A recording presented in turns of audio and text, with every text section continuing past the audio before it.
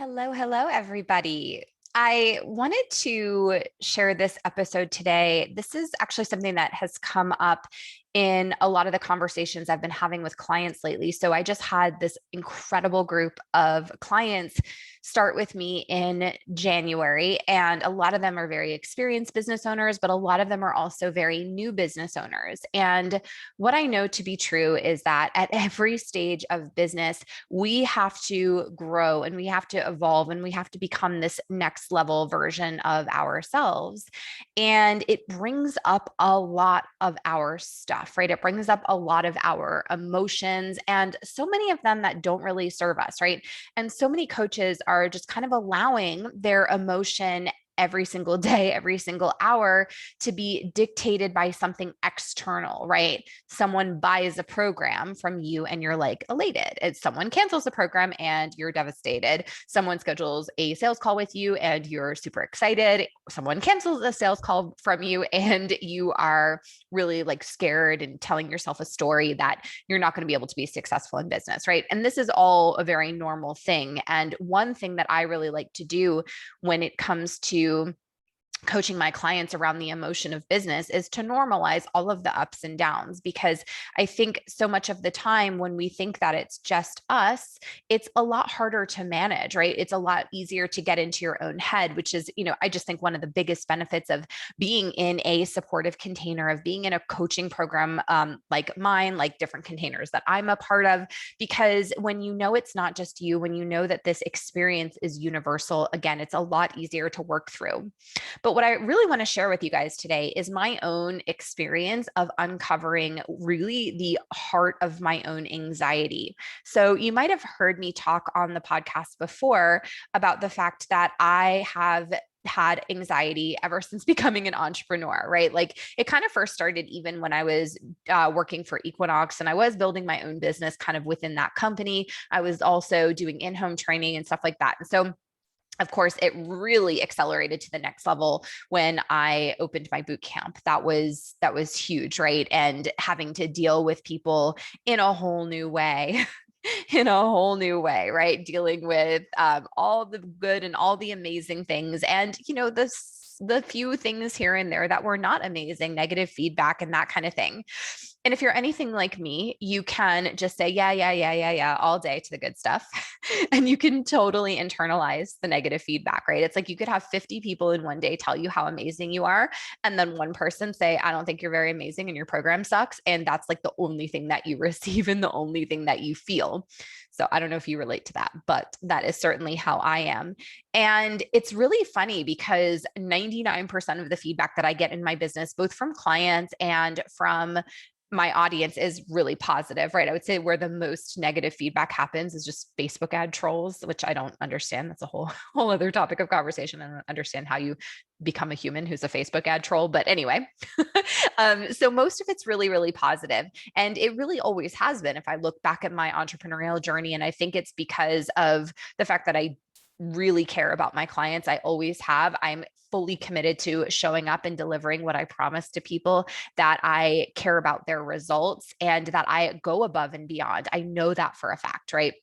And I think that has led to mostly very happy clients, very happy audience, but it's also led me to that anxiety, right? Because what I know I have done in my own life is really set myself to a standard where 100% of people have to be happy all the time, right? And it's just not realistic. Even if your business is really small, it's not realistic. But now that my business is really big, it's definitely not realistic. And while I logically know that, it's been a very, very hard thing for me to manage my anxiety around wanting 100% of people to be happy.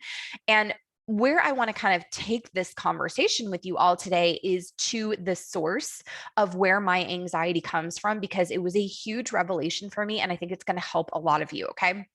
So, what I realized, I don't know, this was maybe a year and a half ago, maybe 2 years ago, somewhere in there. I realized that my anxiety, that the source was my people pleasing, right? Before I just knew that I had anxiety. that was what I knew. But I realized within the last 2 years that the source of it was people pleasing. And it's funny, right? Because if you talk to therapists or if you read books and that kind of thing, people are always trying to dig into your childhood and like figure out what happened to you where you feel like you have to people please. And so, when I would have conversations about this stuff with people, they would be like, okay, well, what did your parents teach you and all this stuff, right? And I definitely had a lot of things like in my later childhood that came up around my father. But when I was really young, because your subconscious really forms before you're 7, and your subconscious creates a lot of the stories and the belief systems and the way you show up as a human, right? Your subconscious forms before the age of 7. And honestly, I had a great childhood, at that time. And so therapists and people would ask me questions about, what happened in my childhood to cause me, I don't even know that they had related it to the people pleasing, but to cause me all of this anxiety. And I had a great childhood. I had my parents, especially my mom, was very, very present. My dad was at the time very loving, and it was great. And I didn't have any trauma. And it was really frustrating for me because everyone wanted to go to, your parents or family members or trauma in order to figure out where this need to people please comes from. And I have I've shared this before, but I'm very involved in working with the blood diamond victims in Sierra Leone. I have a master's degree in Holocaust and genocide studies. I have seen and studied human suffering. And so I look at Nicole Spencer's childhood from ages 0 to 7 when your subconscious is forming, and literally nothing, like there was nothing that I could pinpoint. And I think I also judged myself against all of the trauma and things like that that I had studied, right? Which I'm sure you can kind of understand. And so I just was so frustrated trying to figure out, why am I so anxious? Why do I feel this way all the time? Linking it to the people pleasing was one step, but I want to share with you what that game changer was, because I think this is going to resonate. So I was reading, and I recommend this book to all my clients. There's a book called You Are Not Your Brain. It's by, I think, Jeffrey Schwartz. And I was reading this book, You Are Not Your Brain, and he gives a lot of examples of, clients and patients and things like that that he's worked with, and where the source of their, we'll call it like discontent or unhappiness or anxiety, for example, he was talking, or he was giving examples of all of these cases of anxiety and, again, those negative emotions for people. And it's a phenomenal book. It separates kind of your biological brain from your mind and your thoughts. It's excellent. I can't recommend it highly enough. But what that book did was it gave me permission to actually uncover the source of my own anxiety and people pleasing. Because again, I had it in my head that it had to be this really traumatic life event, and it actually wasn't. So I was reading in this book, and I can't remember the exact details, but basically, like this girl, this patient he discovered that the source of all of her like adult issues and anxiety and like all kinds of stuff came from a specific moment where her brother was teasing her, and she like dropped an ice cream cone or something like that. But the way that traumatized her affected her all the way into her adult life. And she had a lot of the same kind of stuff, like the people pleasing. And so I started thinking, okay, well, all of these like therapists and things that I've talked to through the years want to like direct me to my early childhood. And I'm like, I can't come up with anything. So I started thinking, and I started thinking. And then I started thinking about, okay, well, what was my behavior beyond that? Well, I never got in trouble at school. I did not have one detention. I can remember having like one little verbal reprimand. I still remember it was in second grade, and I was like talking too much, and I got a reprimand, and I was horrified. And I remember one time being in eighth grade and having gum, which we were not allowed to have. I was in the bathroom and I had gum, and a teacher was like, you better spit that out because you would get detention if you had gum. But I never got detention. I literally never got in trouble. And I also remember being at friends' houses and spending the night and things like that, and being thirsty and not even wanting to ask for a glass of water, or if I needed food, not wanting to ask for those things. And so, but I wasn't that way in my home at all. I was very comfortable. I was very vocal. I always asked and got, asked for and got what I wanted. And so I just thought it was so interesting. And after kind of hearing some of the stories of, what I would consider in this book not to be super traumatic events, compared to the Holocaust, for example, and I always did that kind of comparative suffering with myself and with people who I know had so much more trauma. I just never gave myself really permission to figure out where this anxiety and where this people pleasing came from until I read this book. So I want to share what I discovered with you guys. And I just hope that if you struggle with negative emotions in your business or around your business, whether it's anxiety or overwhelm or self-judgment or whatever it is, I hope that hearing my story will give you permission or give you at least insight to understand where that comes from for you. Because once you understand where it comes from, it's much, much easier to manage. So I was thinking back and thinking back. I'm like, okay, what happened to me before I was 7 years old? And the only thing that I could think of was my kindergarten teacher. So I had this kindergarten teacher and she was awful. And I had tested really, I guess, like high academically. So I started kindergarten when I was 4. And she was this older woman. I won't say her name. I'm sure she's dead by now, but she was this older woman and she was terrifying. And I was 4 years old. And I don't remember all of the details of everything, but there were multiple incidents with her. So the first thing that I can actually remember is I was always like a little bit slower to complete my work. And I remember one day wanting to be the first one to finish, and we were coloring. And I'm pretty sure it was like fire trucks because I remember it so vividly. So I colored as fast as I could and I turned in my assignment. And I felt so good. I was like, I'm the first one today.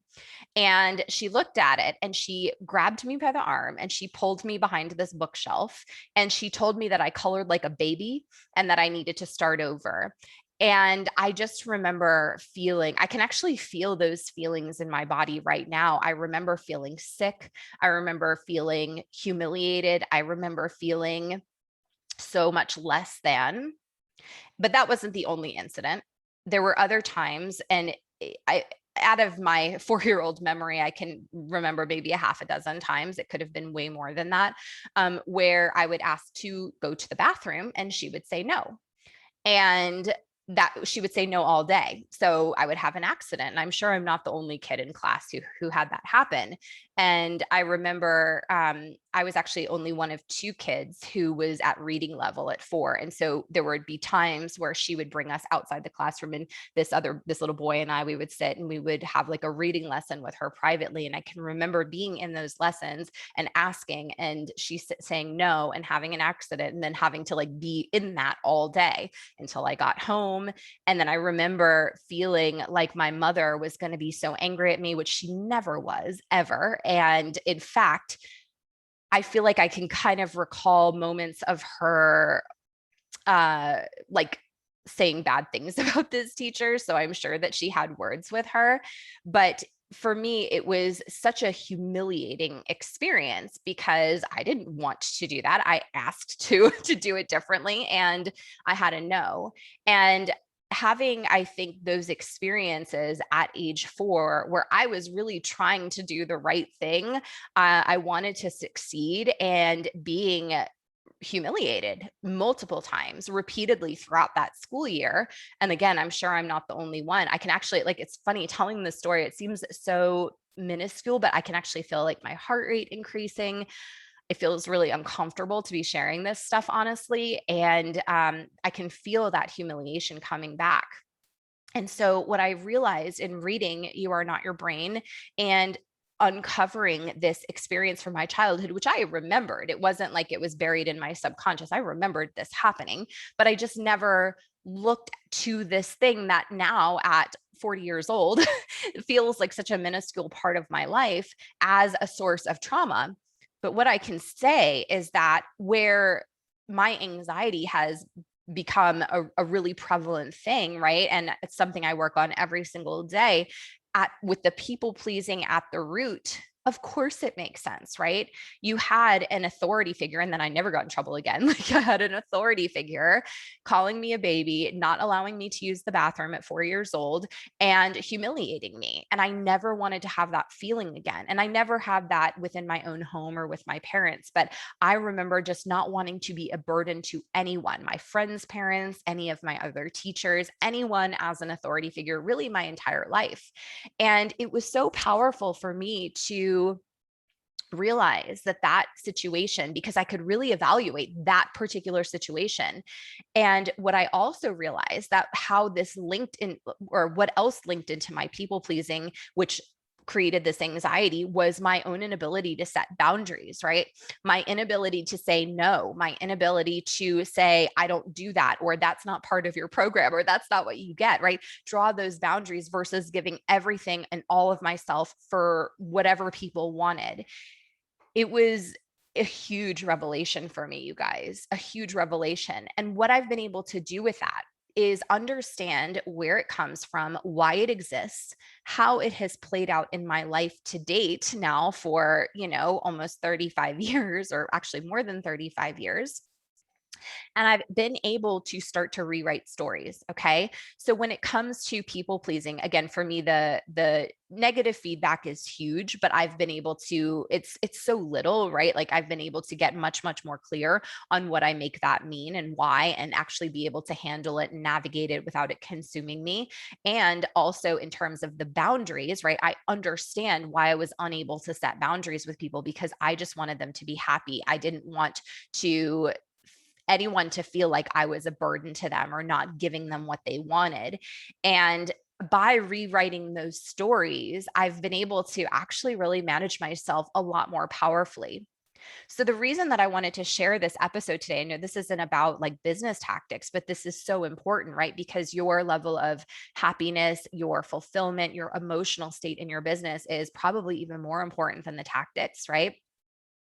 I wanted to share my experience with you all today in order to help you if you're feeling any of those things in your business, or even if you haven't started your business yet and you've got all of these emotions coming up, because I really fully believe building a business is the hardest and most challenging thing you can do. And you put yourself out there at risk for judgment and rejection and all of those things that are not natural for us to seek as humans, right? Because we're tribal creatures, and humans previously, many millennia ago, would die without their tribe.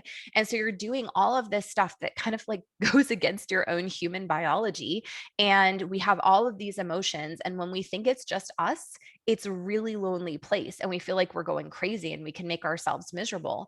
And even when we know that this is normal stuff, if we don't understand why we are the way we are with the consistent and persistent negative emotions, mine being anxiety, yours might be something else.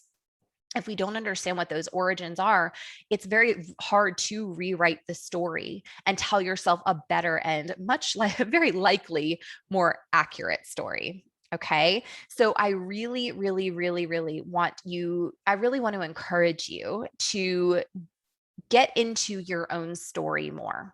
Okay, to figure out, okay, where does this negative emotion I have, because I would suspect almost all of the people listening to this have some level of experience with what I'm talking about. Where is the origin of that? Where does it come from? How can I rewrite a better story for myself? What am I making things mean? What's actually true here? Okay, so my friends, that is what I wanted to share with all of you today. And I hope that this is helpful. I know this is a little bit of a different episode, but I'm really fully committed to being so transparent with you guys, sharing the things that have and are helping me the most in all facets of business, not just tactics and strategy, but the personal management as well, because you can't make all the money and help all the people if you're not managing yourself well, also.